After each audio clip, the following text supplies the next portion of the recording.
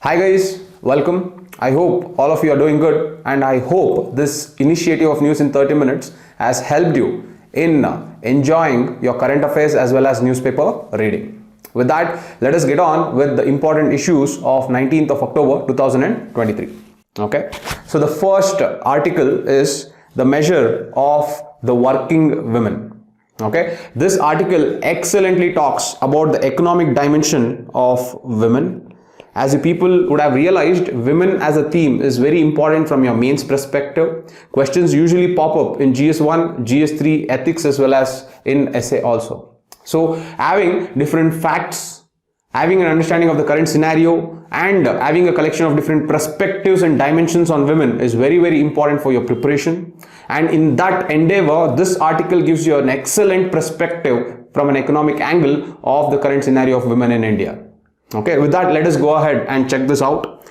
The article says women's unpaid work is responsible for 7.5% of the GDP. Women's unpaid work is responsible for 7.5% of India's GDP. This is coming from an SBI report. Okay, the next is, in other words, the author says not only do women shoulder the burden of domestic work, but also they boost the GDP in the process. Okay, so this is the contribution of women. This is what the author tells. Overall crux of this article is this box. All women work, but not all of them get paid. This is the crux of this article. Okay, so the author talks in two dimensions. One, the author talks about women household work, and the author also talks about women outside home. Okay, so the women's household work, that is inside the house, and women's work outside the house, that is her contribution to the economy directly. In both the ways, what is the current scenario of women is what the author talks about. In women's household work, the author excellently states the time use survey. This time use survey was done by National Statistical Office. In 2020, they released this time use survey. This survey shows the use of time by men as well as women. Okay, so according to this time use survey, one statistics is 81% of women spend time in unpaid domestic work.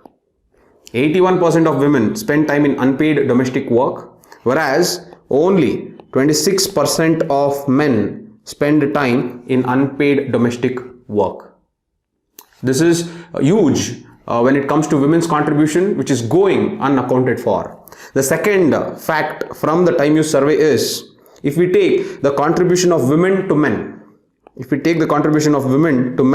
in caring for children, caring for elderly, as well as household maintenance.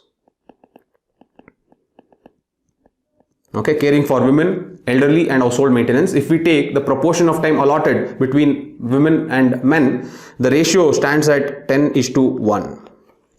So women's contribution is 10 times more than man when it comes to caring for children, elderly, as well as household maintenance. Now here in the time use survey, they say on an average women spends 34.6 hours on the care for children, elderly, and household maintenance, compared to the men who spend just 3.6 hours. And looking at this is almost in the ratio of 10:1, that is women spending 10x time more than men when it comes to unpaid domestic work as well as caring economy. Okay, this is one part of women's household work. Now coming to women outside work. Okay, if we take the Indian statistics, now the women labor force participation of India stands somewhere between 24% according to World Bank. The government sources tell 32%. However, we will take the World Bank statistics. The women labor force participation in India is standing at 24%. This is very low compared to women's population, which almost is 50% in India.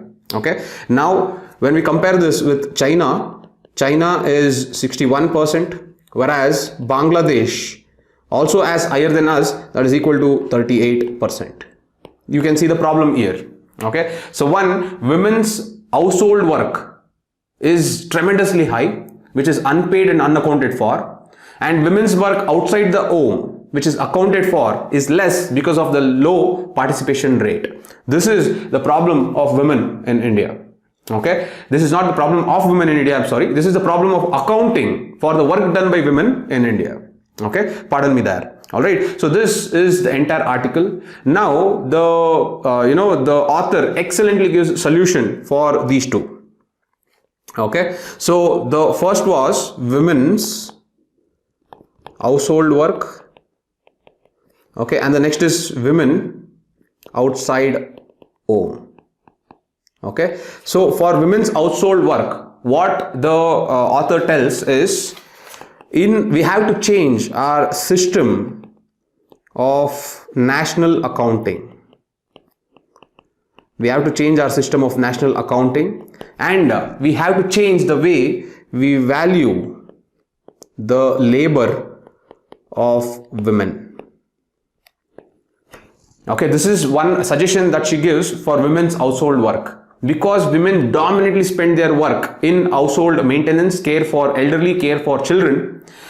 Now by addressing and accounting the value that women provides in this household work and putting that into the system of national accounting will give them their due place for their contribution in the economy. Okay, so that is one suggestion that the author makes with respect to women's household work. Make it accountable, or bring it into the realms of economic accounting. Okay, that can be within GDP, that can be within different indices and different aspects. However, this has to be accounted for. It cannot go unpaid and unrecognized. Okay, that is the first aspect. Now, women outside home, the author excellently gives two case studies. One case study is rural setting, and another case study is urban setting.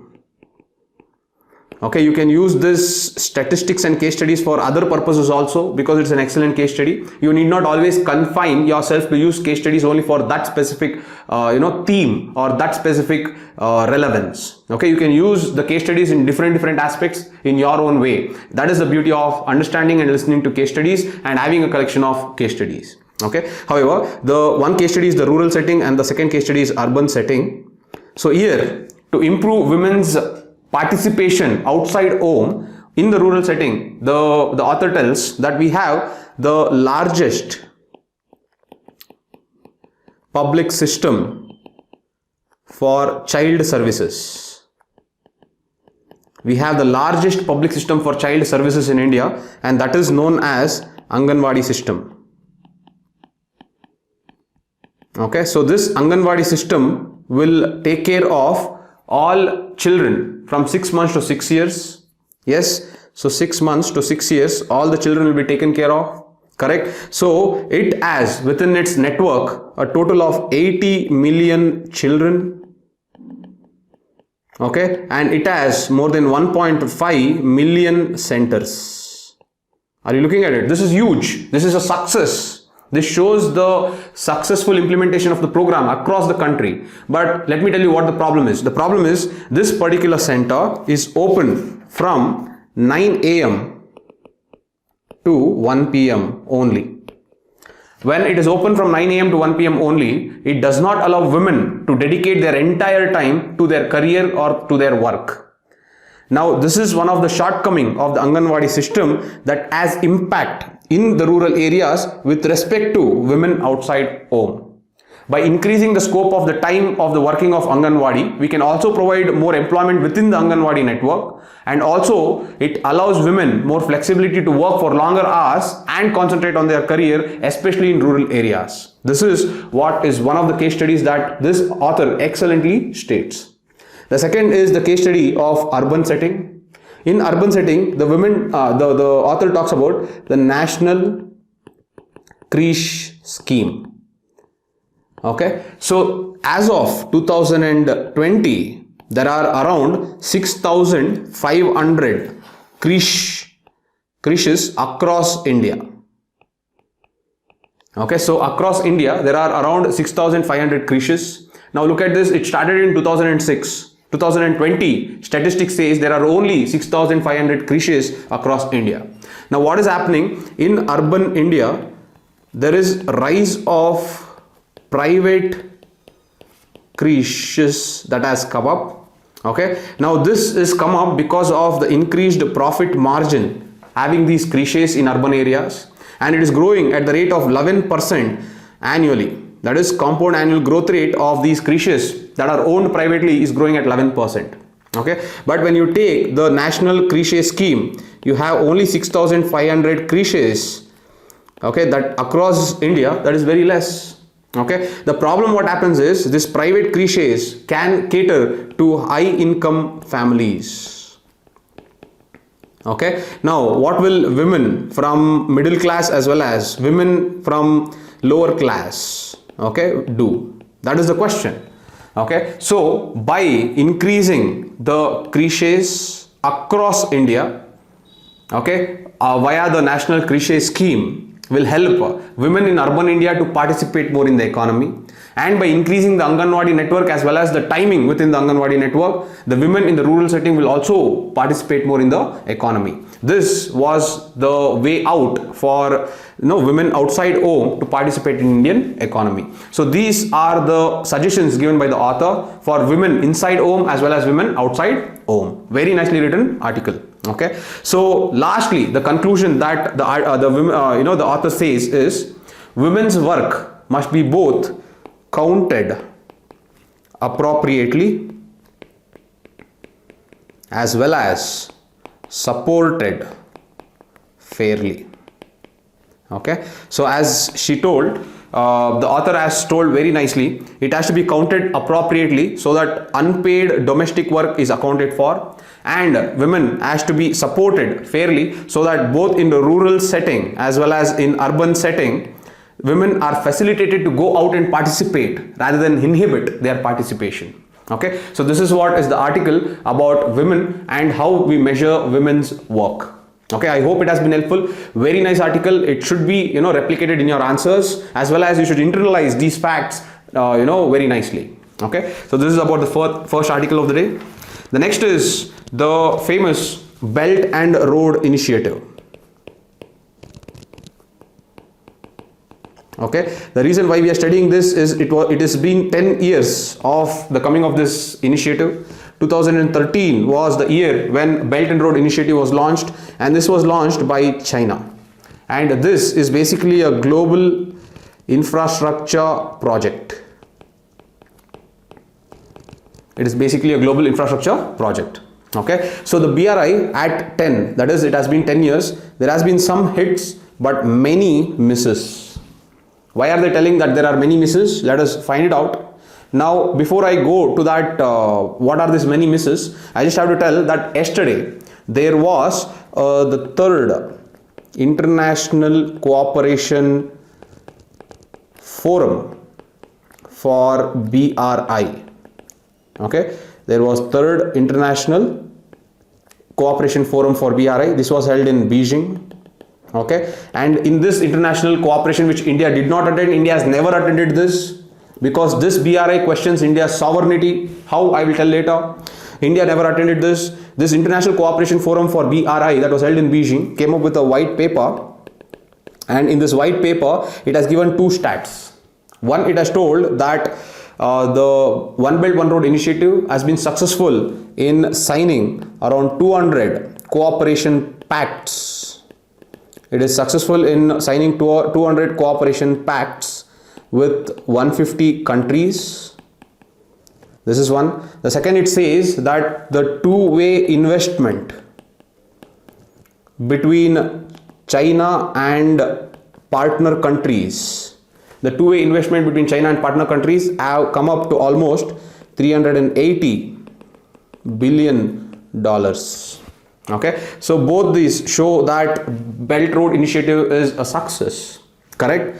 Now, this is what the white paper given in the International Forum of, International Cooperation Forum of BRI in Beijing has come up with. Obviously, they are going to tell good things about their project, but let us look at the stark contrast of this Belt and Road Initiative.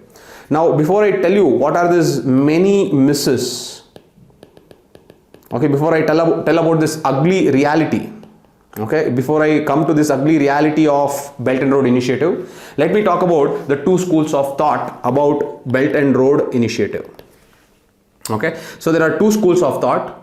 One school of thought says this BRI is just an China's version of Marshall Plan. Okay, if you remember, post World War II, the economy of Europe was in disarray. It was completely collapsed. Now, to re-spark or to reignite the economy of Europe, there was an economic infrastructure plan wherein help was given by USA to Europe. This economic restoration of infrastructure plan is known as Marshall Plan. This was given by President Truman in 1948. It was just an help given by USA to Europe in order to reignite its economy and to rebuild its infrastructure. Okay, but the underlying cause for USA helping Europe was it is to spread its market into Europe. Okay, now BRI is also called China's Marshall Plan because though at the outset it says that it is a global infrastructural project that will help improving globalization and ties amongst the countries, overall it is to increase the sphere of influence of China over the globe. That is what is the argument. Okay, so this is one. The next is they also say that BRI is an alternative. BRI is an alternative to the Malacca Strait. Currently, China is overly dependent on Malacca Strait. If you choke Malacca Strait, the economy of China itself will come to a standstill. So in order to diversify their dependencies economically, they have come up with Belt and Road Initiative. This is one school of thought. Okay, another school of thought tells that China is doing the Belt and Road Initiative for it to transition from regional player to global power. Okay, so one reason is from regional player they want to transition to global power, hence they are coming up with such huge infrastructural projects. The next is, now if you see the overall behavior of China came up with a Belt and Road Initiative. China is come up with Asian Infrastructure Investment Bank in Beijing. This is of the corpus of almost $100 billion. Okay, now China is also pitching for the use of local currency as well as Chinese currency. Now all these show that China wants to create an economic order. Okay, China wants to create an economic order that revolves around China and not USA. Okay, so this is another school of thought. One school of thought tells that China's hegemony over the entire world is why BRI is coming up. The second tells that the economic order has to revolve around China, and because of that the Belt and Road Initiative is coming up. So these are the two schools of thought. So once we have learned the schools of thought, now let me tell you what is this current ugly realities of Belt Road Initiative. Okay, now the ugly reality of BRI, the Belt Road Initiative, is a report from IC's Yusuf Ishaq Institute. Okay, a report from this institute says BRI is always associated with either ecological degradation, ecological degradation, or it is labor unrest, payment disputes, or huge displacement of people. Okay, see, this is what the report tells. This tells Belt Road Initiative, wherever it is already started, it is always either having labor unrest, ecological degradations, or it is having payment disputes or huge displacement of population. This is what this report says, and the author also gives 3 different case studies to substantiate this claim. First case study is in Indonesia. In Indonesia, the projects that are being done as a part of Belt and Road Initiative has resulted in Chinese laborers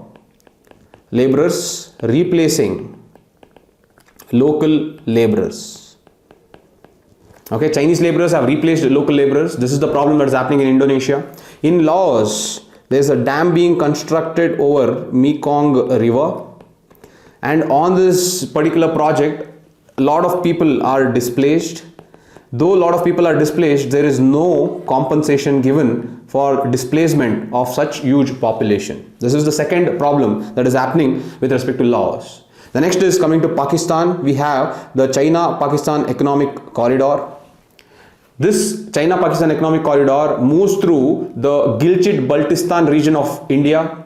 That is why it is a breach of India's sovereignty. Hence, India does not participate in this Belt and Road Initiative. However, coming to China-Pakistan Economic Corridor, when this corridor was initiated, the dialogue that came out between Pakistan and China was the ties between Pakistan and China is deeper than the ocean, sweeter than the honey, higher than the Himalayas. Now look what has happened. The Pakistan legislative report, a Pakistan legislative report has come out, and this Pakistan legislative report says out of the total Gwadar port revenue, 91% has gone to China and only 9% has stayed in Pakistan. Okay, now this shows the problem of the ties of China with Pakistan in regards to China-Pakistan Economic Corridor.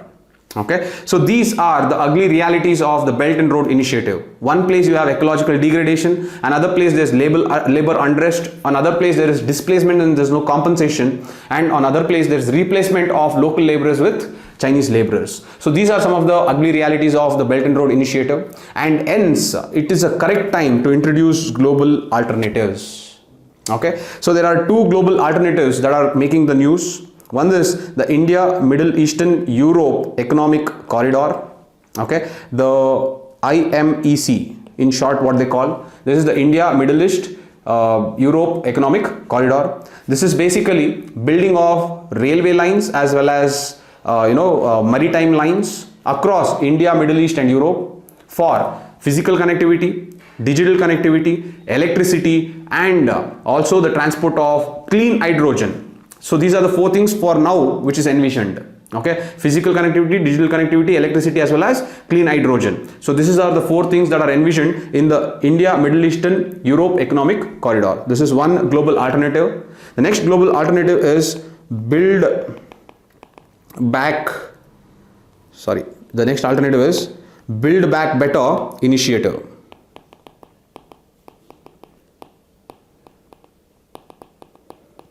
Okay, so this initiative was introduced by G7 as an upgraded version of Blue Dot Network. What is Blue Dot Network? Blue Dot Network was an infrastructural support project that was basically done by three countries: USA, Australia as well as Japan. Okay, so they used to fund infrastructural projects around the globe, and it used to always have a certification that certified high quality infrastructure. Now as a successor of Blue Dot Network came the next is Build Back Better initiative. Now this Build Back Better initiative was introduced in 2021 in the G7 summit. However, this also talks about building better infrastructure, but the building better infrastructure is mainly in low and middle income countries. Okay, that is the initiative of Build Back Better initiative. It is G7 initiative in 2021 for improving infrastructural projects in low and middle income countries. So these are the two alternatives. One, you have the India, Middle Eastern, Europe Economic Corridor, which was conceptualized in the G20 of 2023 in India, and the next is the Build Back Better initiative. So these two can be a better alternatives to Belt and Road Initiative because of the ugly realities that is there within the Belt and Road initiatives. So this is the article that talks about the project that has been 10 years, though it has a few hits as many misses. This misses and ugly realities provides opportunity for India to now start expanding its projects across the countries around the world. Okay, with that, this is what the entire article is talking about. Let us go to the next issue.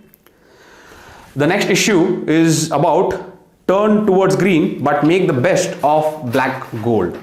Okay, again, turn towards green means our movement towards renewable energy. Okay, we are moving towards renewable energy at a very tremendous pace, which is a good thing. However, what the author says is before we completely move towards renewable energy, we have to make the best of black gold. When the author says black gold, it means coal. Okay, now let's just read out this. Green technologies such as cheaper solar power and better energy storage are turning India into renewable energy powerhouse. But for now, we can make a smarter use of our huge coal resources. Okay, now before I talk exactly what the author is telling, just let me give you a statistics of what is our renewable energy progress. Okay, now one, we have very ambitious targets. What are our ambitious targets? One target is we need to, or we want 500 gigawatts of installed renewable energy capacity by 2030. Okay, that is one target. So by 2030, we need to have 500 gigawatts of installed renewable energy capacity. The second ambitious project is we need to achieve net zero emissions by 2070. Okay, these are very ambitious projects. Not only that, we have also reached, or we have also achieved important targets or milestones. What are the important targets or milestones? One is our total renewable energy capacity. Okay, our total renewable energy installed capacity, our total renewable energy installed capacity has reached 131 gigawatts. This is excluding large hydro. Okay, the total renewable energy installed capacity is almost 131 gigawatts. This is excluding large hydro, and almost all of this has come in the last decade. Okay, this stat is coming from ORF, Observer Research Foundation, that says that the total renewable energy, the installed capacity of renewable energy is almost 131 gigawatts. That is huge. And most of this is come in the last 10 years. Okay, this shows our achieving milestone is very high in the renewable energy sector. Okay, the next milestone is, the author gives one statistics. 10 years back, okay, 1 unit of solar energy, 10 years back 1 unit of solar energy costed rupees 17. Okay, now currently, okay, 1 unit of solar energy costs rupees 2.5. Okay, look at this. 10 years back 1 unit of solar energy costed 17 rupees, but now 1 unit of solar energy costs just 2.5 rupees. This shows that one, we are not only increasing the installed capacity of renewable energy, but we are also making it more and more affordable, and the cost of renewable energy is also decreasing. Okay, so this is one part. This shows that India is progressing tremendously in the realm of renewable energy. Now coming to the coal aspects, the reason what the author is trying to tell is, when it comes to coal, India has one of the largest reserves of Gondwana coal. India has one of the largest reserves of Gondwana coal, and we have almost 187 billion tons of known reserves. Okay, when I say known reserves, that means up to what we have explored. With that, we know that this is the total estimation that we have. There are still a lot of basins where we have not explored. So if we add that also, we have huge reserves of coal. And the author tells, in our endeavor to move towards renewable energy, if we don't use coal, then all this sovereign energy resource will be logged and wasted. Okay, hence the author says that we have a very short window before we transition completely towards renewable energy. We have a very short window where we have to use coal very smartly. The smartly can be coal gasification to turn it into methane gas, which can be stored and used later. Whatever it is, the author says that we have to make sure that the coal is used smartly. Okay, now if coal has to be used smartly, we have to attract private players, and we have to attract huge investments. Okay, so how do we do that? To attract private players and huge investments in the coal sector, which previously was dominated by Coal India Limited, now private players can participate. But how to increase that participation is, the author talks about United Nations Framework classification for resources. Okay, so this is known as UNFC. So United Nations Framework Classification for Resources, this what it does is it basically gives an estimation and validation of mineral potential. It gives an estimation and validation of mineral potential as well as mining potential. So it is giving mineral as well as mining potential. So by doing this, when United Nations agency is giving an estimation and validation of mineral potential as well as mining potential, this gives a lot of confidence to the investors. So by having a rating that is done by UNFC, by having the rating of resources in India, okay, by having a rating of resources in India done by UNFC, we can improve the confidence of the investors and we can boost the investments into India, especially in our coal sector. That is what the author tells. Okay, now UNFC as United Nations framework on classification itself, when come as a question in prelims, you should know what the job of UNFC is. UNFC is not only in charge of classification of minerals, it is also in charge of classification of nuclear fuel, it is in charge of classification of petroleum reserves, it's in charge of classification of even renewable energy.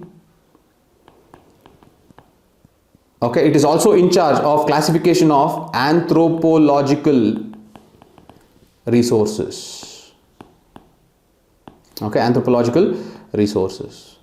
Okay, so this is what the author says. So we have a short window before which we completely depend on renewable energy. By then, whatever energy resource, that is coal, is logged in our land, we have to smartly use it to make sure that our economy jump starts from where it is today. Okay, a very excellently written article, and you should know the statistics on coal and the usage of coal in India, because coal is something that we are still dependent upon dominantly in our energy generation. Okay, so with this we finish today's important issues. I hope it was helpful and I hope it is instigating an interest for you people to read more and to learn about current affairs. Okay, so with that, I'll meet you tomorrow, guys. Thank you so much. Bye.